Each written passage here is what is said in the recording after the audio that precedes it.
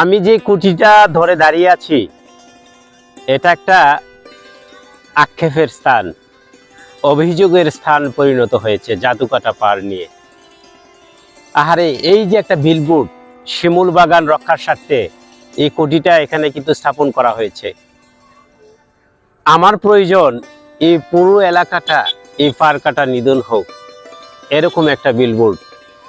কারণ এই এলাকাবাসীর কত অভিযোগ রয়েছে, আক্ষেপ রয়েছে এই জাদুকাটা পার বিশিষ্ট গ্রামসমূহ রক্ষার স্বার্থে।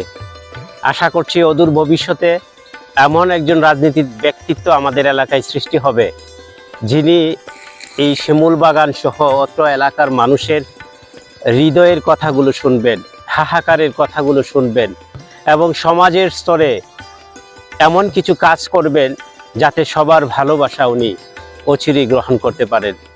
আক্ষেপের স্থানগুলো, কষ্টের স্থানগুলো নিধনের জন্য অত্র এলাকায় একজন বিশিষ্ট মানুষ দূত হিসাবে চাচ্ছি।